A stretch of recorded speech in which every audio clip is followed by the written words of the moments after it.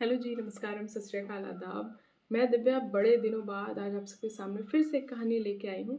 Actually काफ़ी महीनों बाद मैंने कुछ लिखा था, तो मैंने सोचा क्यों ना पेश किया जाए।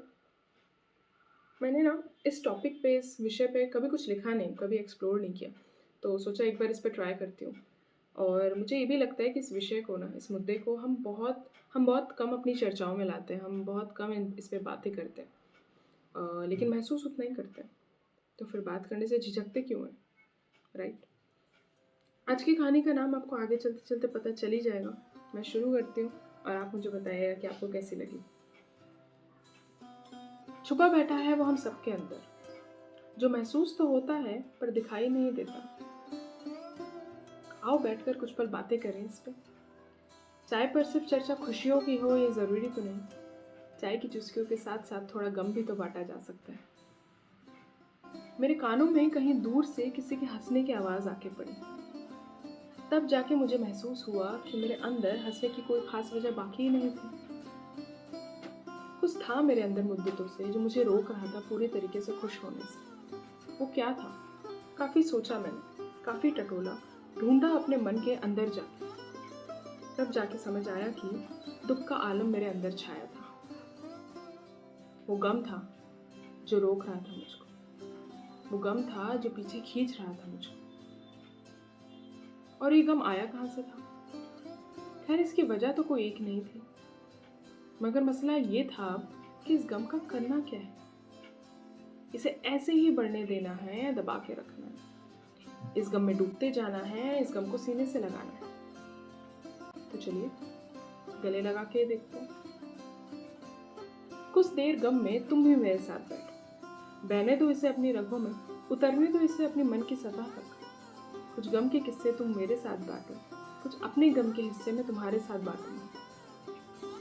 लेकिन बात करके तो देखो, हर एहसास बयां कर सकते हो तो फिर गम क्यों नहीं?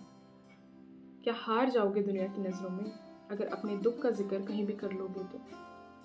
या एक बार जो दर्द बयां कर दिया तो खुद का सामना भी नहीं कर पाओगे? तरीके ढूंढो, रोना है तो रो लो। सबसे पहले यही रास्ता दिखाई देता है ना।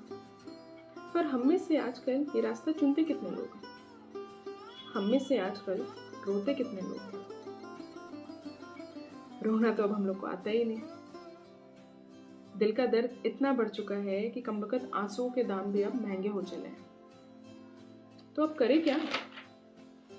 लिख दे किताबें, लिख दे कहानियां, कविताओं से भर दे पन्नों को, या अपने गम की गजलें बना दे। गम से समझौता करने के काफी तरीके हैं, लेकिन हर जंग अकेली लड़ी जाए ये जरूरी तो नहीं। कभी कभी किसी के लिए वो कंधा बन जाना चाहिए जिसपे वो सर रखकर दो पल रो ले। कभी कभी थोड़ा वक्त निकाल के किसी के दिल का हालचाल पूछ लेना चाहिए। काम से फुर्सत लेके थोड़ा जिंदगी की बातें करना भी तो जरूरी होता है। कभी कभी ना कुछ पल रुक कर और सामने वाले को रोक कर थोड़ी देर साथ बैठकर हे हाय व्हाट्सअप से भी बढ़कर बातें करना जरूरी होता है। गम को खत्म नहीं किया जा सकता, गम को सिर्फ बाहर निकाला जा सकता है, उसे एक आकार दिया जा सकता है, उसे गले लगाना पड़ता है। कुछ वक्त उसे खुद के अंदर उतरने देना पड़ता है। हम हर जज्बात खुल के जीते हैं, मगर जब गम की बात आती है तो खुल के बात भी नहीं करते। हर एहसास को जीना कभी कभी जरूरी होता है। क्या है ना कि खुशियां बांटने से बढ़ती हैं और गम जितना बांटा जाए उतना ही घटता जाता है।